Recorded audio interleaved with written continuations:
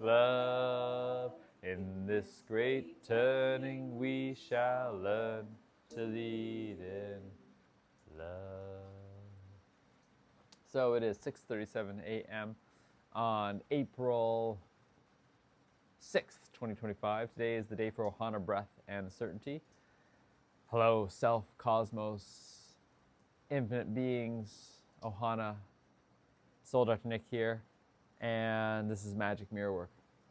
Sitting by my fire under the gazebo in the heavy rain this morning.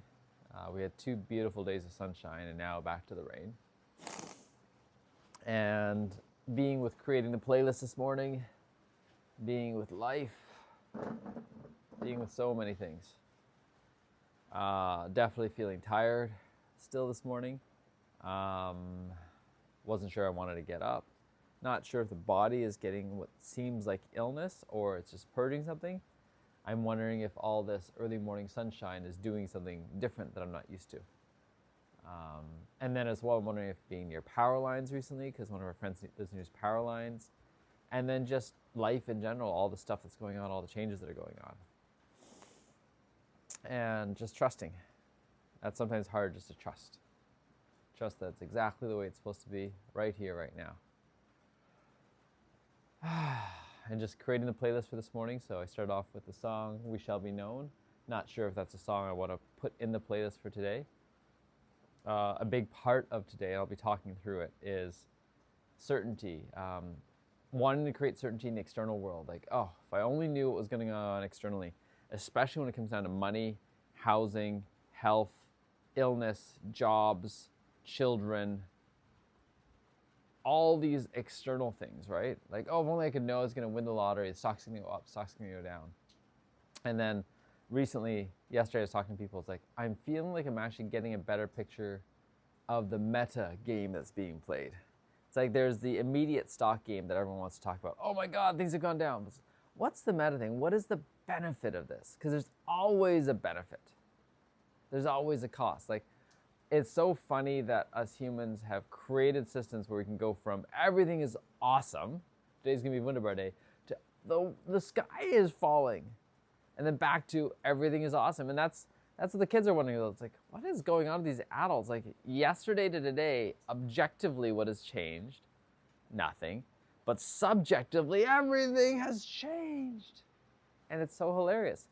And then I was listening to Naval, and he was saying how, like, you know, in terms of the world news, he tries to just not listen to it. He's like, the only thing to really listen to is the stuff that can actually affect you and your local family first, because most of the time we're not designed to listen to the world's problems all at once. Does it actually serve? Does it actually serve to be overwhelmed, tired, stressed, worried all the time? And are you actually contributing? He's like, if you want to listen to stuff, take a look at what you want to listen to that you can actually contribute to.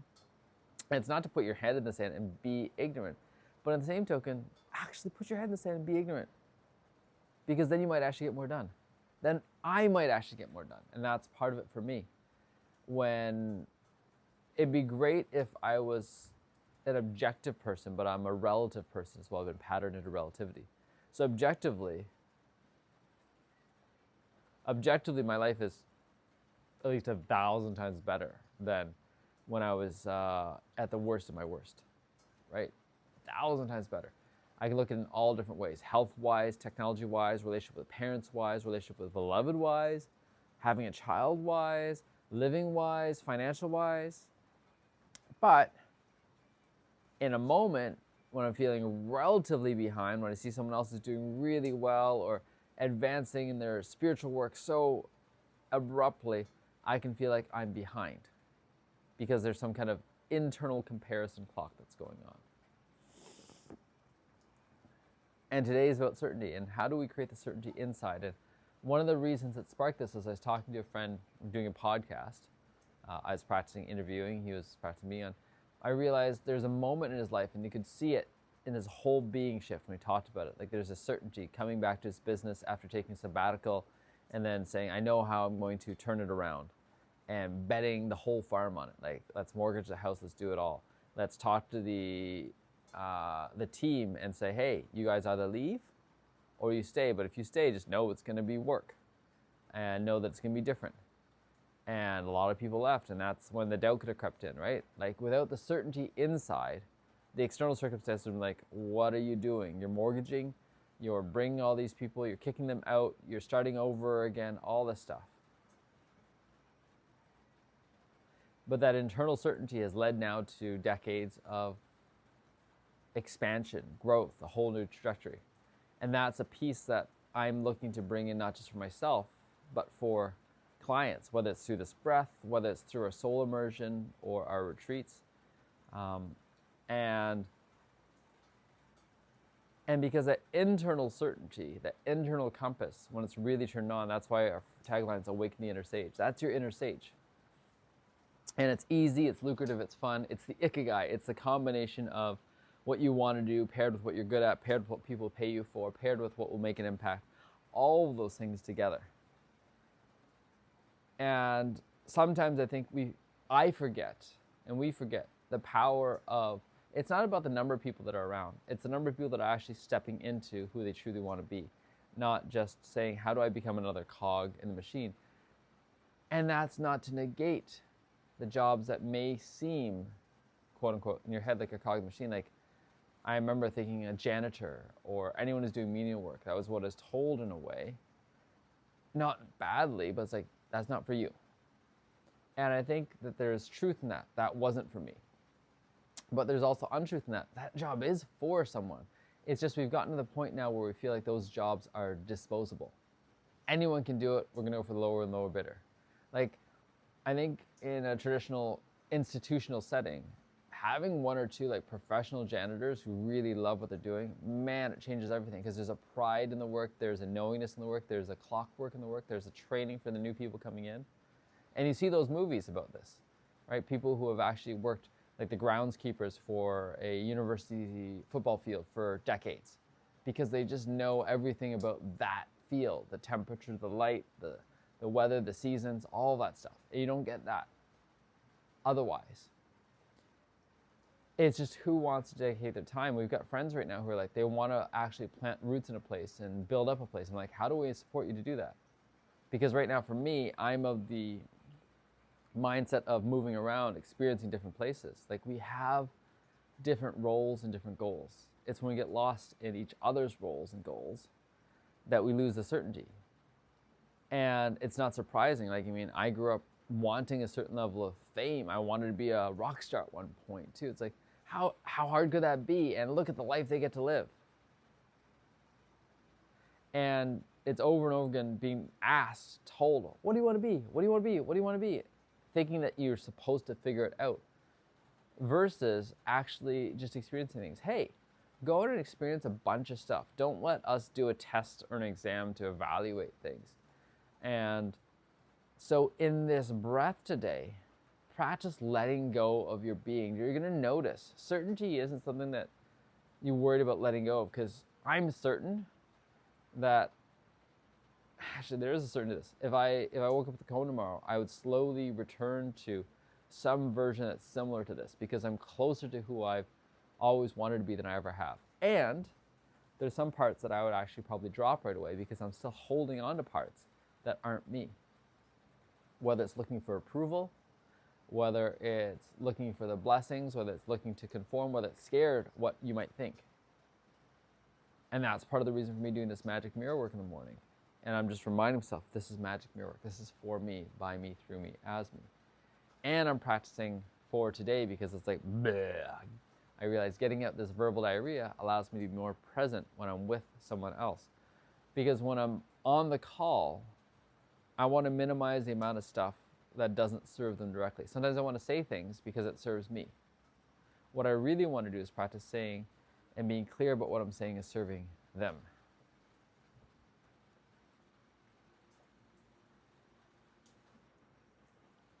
And then remembering that sometimes there can be overlap. Like, I am looking to be on podcasts. I am looking to, oh man, that in-between sneeze state is both beautiful and terrible at the same time, because there's a part of my mind going, what if I don't get to sneeze? I want to.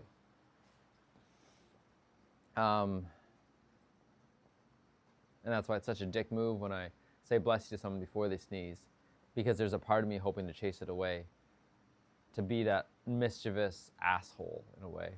I say asshole because it is an asshole move. I don't know if it's being an asshole versus being that little child that just loves to stir shit up.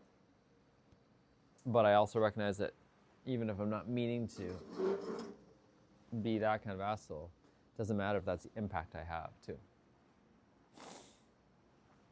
All right.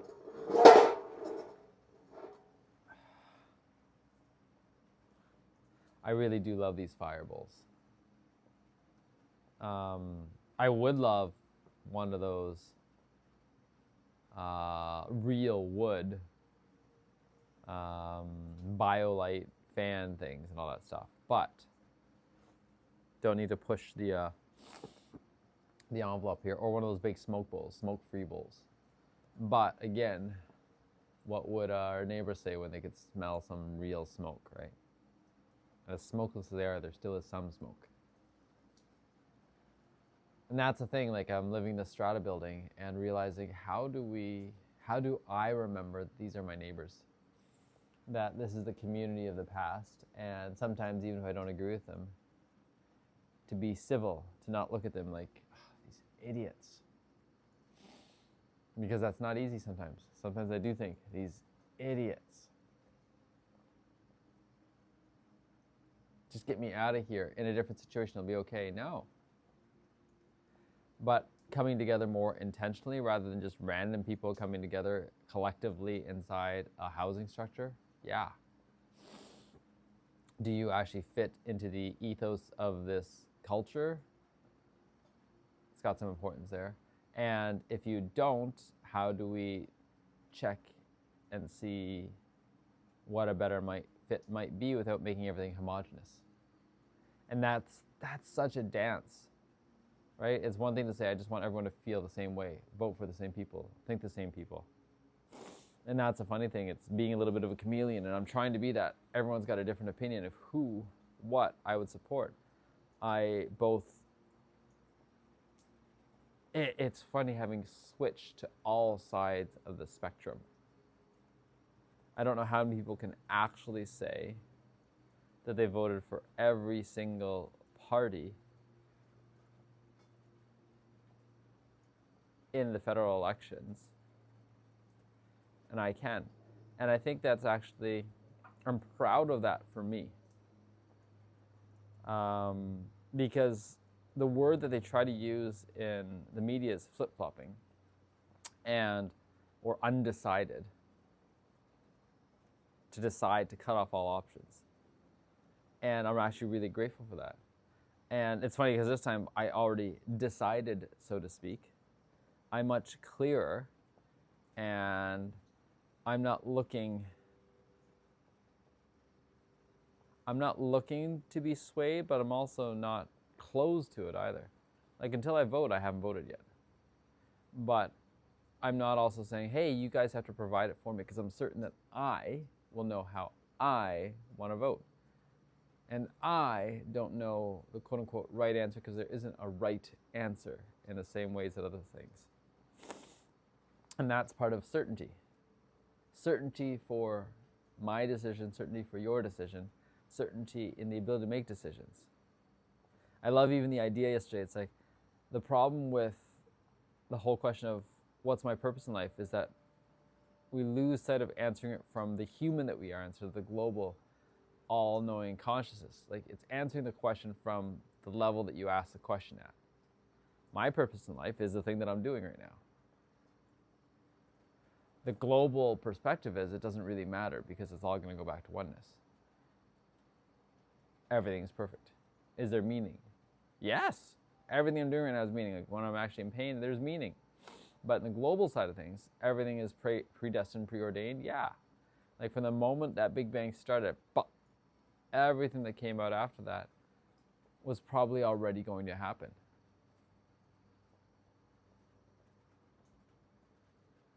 And it's the same idea. It's like if I were in your shoes with exactly your set of experiences, I would do exactly what you were going to do. So knowing that each of us in our own shoes, with exactly our set of experiences, we would do exactly what we're going to do. But being in my shoes with this experiences, isolated in a way from the rest, I have free will to do what I want to do based on my set of circumstances. And just trusting that.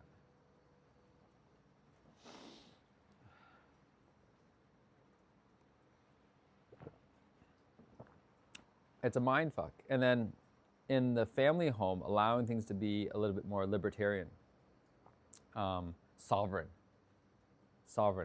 In the grand trust-based society,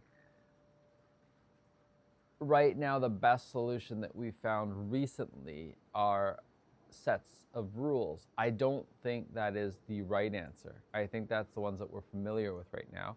And I don't believe going from that into complete anarchy, such as defund the police, is the way to go. But I don't think funding the police the way it is even more is the way to go either. Some kind of reform makes sense. I may not agree with all the methods that is happening in the States, but there is something to the madness of it all that I can see rapid change happening where people have less ability to resist. It's like tearing the Band-Aid off and then seeing what has already healed and what is festering underneath, because there's a lot that is festering. And you can highlight the festering, or you could highlight the things that you've disrupted that are good. And both of those are being highlighted right now. But what about the murky middle? And it's not easy.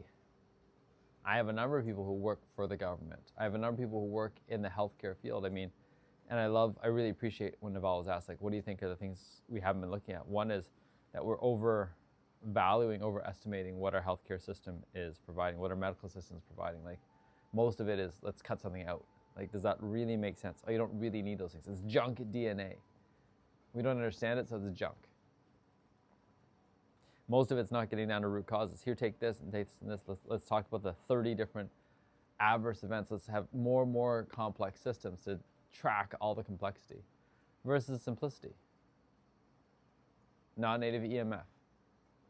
Sunshine. Fewer pollutants. Cleaner stuff. Okay, certainty.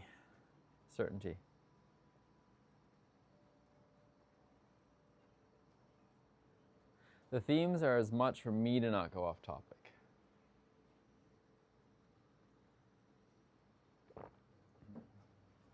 To stay on a narrower band.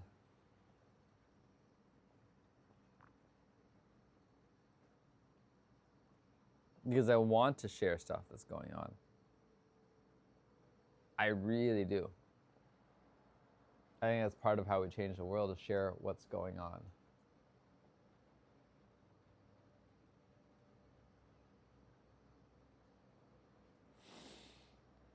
Share the lessons, share the teachings. That's why I'm paying right now. Like Papa Jack Crew is more money than I'd spend on any other membership right now.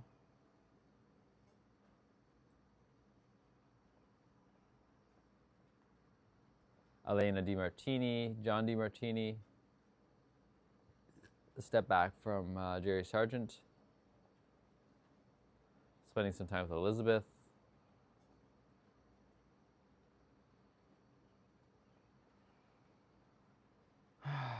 Certainty.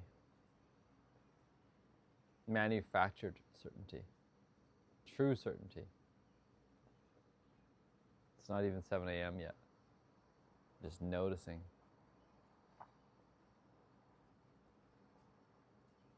Going downstairs to take a dump soon. Really cool yesterday, there was a big water overflow in the bathroom and was able to go down, just get to cleaning it without thinking about how this shouldn't have happened, how to prevent it from happening again, all this stuff. I was like, my role right now is to clean and dry it as best as I can. It happened. Shit happens. As much as I like to hope that it doesn't happen, it does. Am I going to have more sensors there, all the stuff? How am I going to not multitask? How do I not make things worse?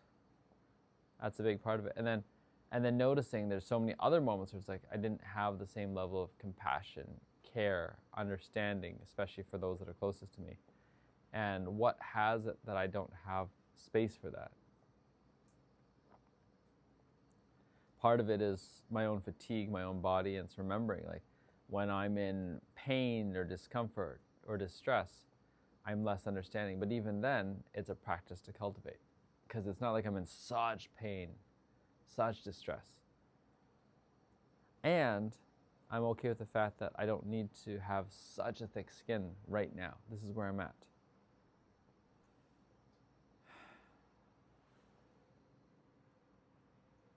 Just turning down the fire a little bit because it's hot near this fire.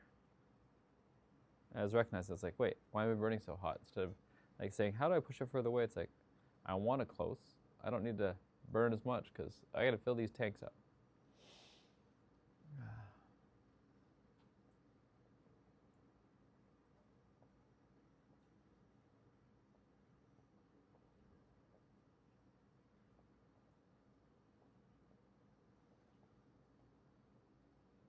Really enjoying these fire bowls.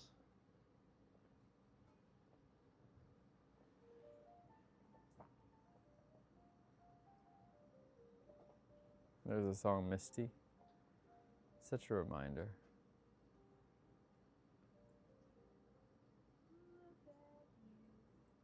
What am I missing to bring this breath to a much bigger stage? What am I missing in my trust, in my understanding of life?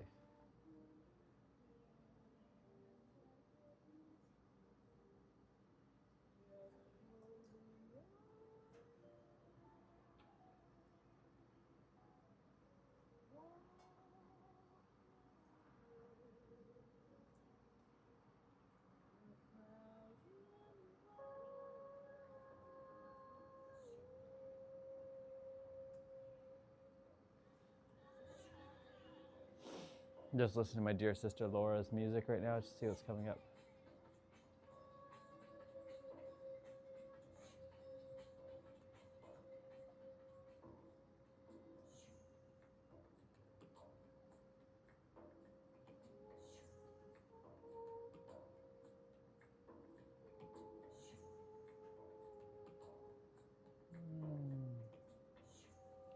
Very unusual.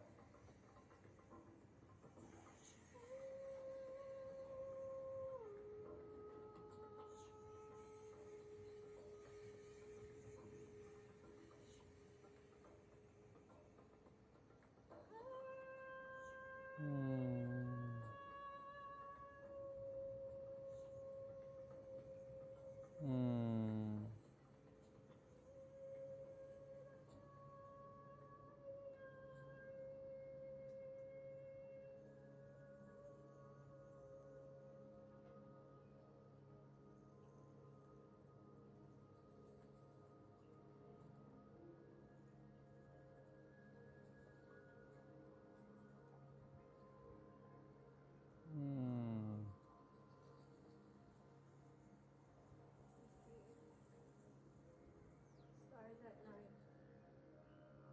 they shine so bright.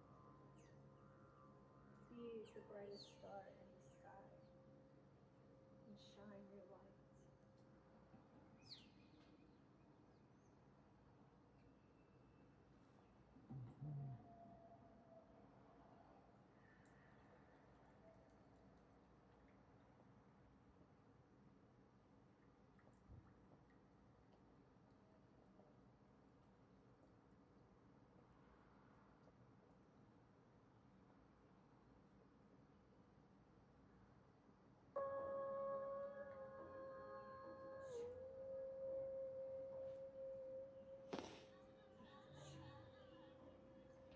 So just listening to my dear friend Laura's music, just seeing if I can incorporate it, and how I might if I do. Not feeling like I need to, not feeling like I don't need to. But part of it is it's aiding in her own certainty of herself. And part of it for me is being able to play with and modulate energy regardless of the music, regardless of where it's coming from. Sometimes I take on these challenges because I'm like, all right, let's see. It's just like bringing Bob Dylan and all this, like a Rolling Stone. Like, how do I actually remind myself he pushed all these envelopes because of his certainty? Like, where did he come from? And his whole idea was, people were like, who were you? He's like, I'm whoever I want to be. Like, people don't want to know what my actual past is. They want the story. And what is the story? It can keep changing. And I recognize that for myself, my story keeps changing as well.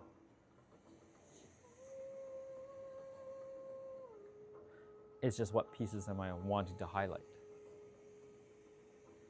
What pieces matter in the story of now?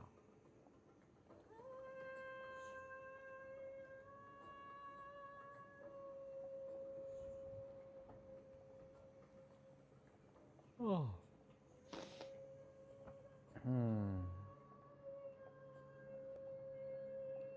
So many possibilities.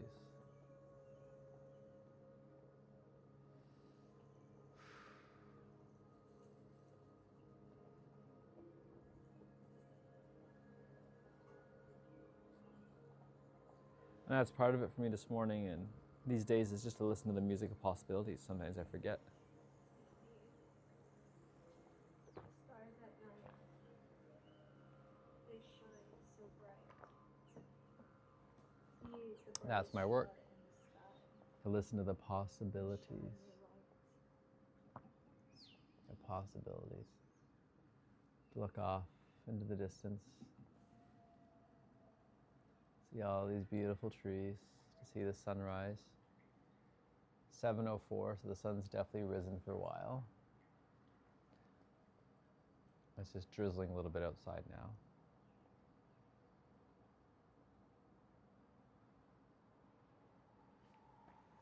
Let's move this over. Oh, let's stand up for a second.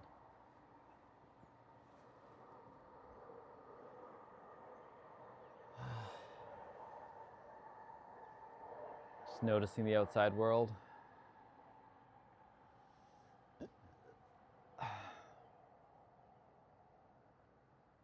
Certainty. I'm still trying to create it too. Especially the one that I get hooked on is financial certainty, money.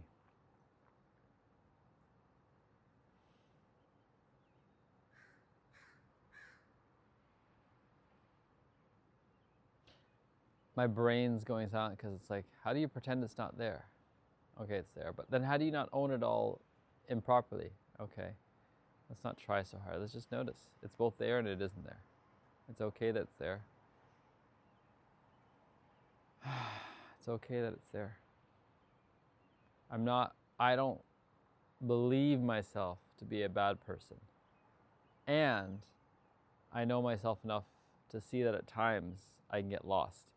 And part of the reason of having a beautiful team, so that in the moments I get lost, I can be guided, facilitated to rediscover myself sooner, because I don't want to stay in that lost space. I don't want to stay in that place where I'm like, oh man, money's the main driver, because there's so many more things that are so much more exciting.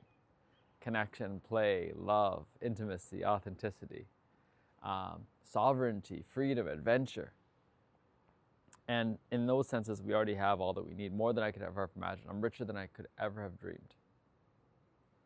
And I am making financial wealth, asset accumulation, one of my highest priorities, because I can see how that assists all three of my top things. It really does allow me to have more freedom in choosing whatever courses, self-development, map of consciousness.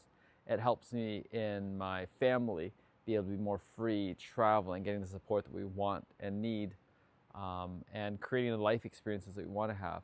It helps me with my business be able to have a clearer, louder message, because it amplifies the voice and refines the voice. It's the fast path, in a way, when I can look at it that way, towards the clarity that I want to have. And how do I use this as a feedback loop and mechanism as opposed to a self-worth determination tool? Self-worth determination tool, SWDT. And that's what a lot of people do. Money goes up, self-worth goes up. Money goes down, self-worth goes down. Versus it's just a reflection. Okay, reflecting, what can I learn from this? Without thinking, what does this mean if it goes up or down? What am I learning? What's the lesson? What is the takeaway? Don't mess with Maui when he's on a breakaway. Listening to my team, listening to my beloved especially, let's let go of some, let's clear it out, let's actually use some of it. It's not all just about accumulation. It's not all about this number that's there. More, how are we living? One of the things we want to have in the near future, newish vehicle that runs well, that's smooth, that's quiet. Quiet is such a big part of my life right now. I want to be a car that when I'm on the inside, it's quiet with the windows up. The windows down, I want it to be nice and loud, but I want to be quiet at times. I want to have lots of space for good light. It's so nice to breathe. It's so nice to let go. I guess I could ask my dear friend Zach how taxes work on cars if he's looking to get one like that too. That's a great question to ask. Depreciation, all that. Aim for about a $40,000 budget. Aim for a private sale.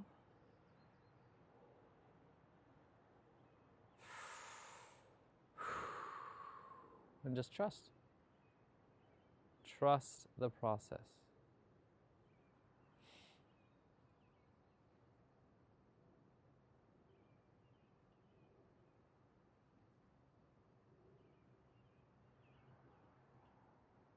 I love this life.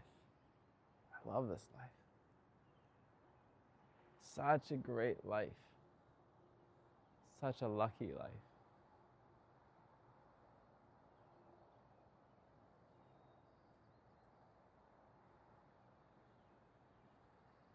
Land next to SkyTrains. It's kind of ridiculous how much it's worth. And it's not surprising.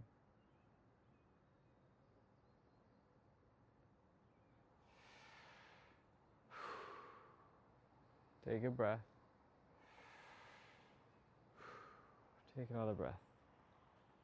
Is there anything else? I've said a lot of stuff with regards to today's breath. Certainty.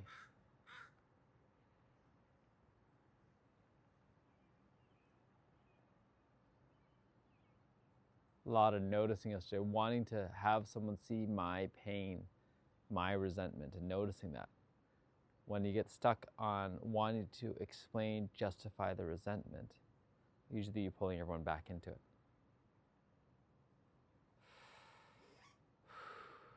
Just let it go. Let the old stories go over and over again.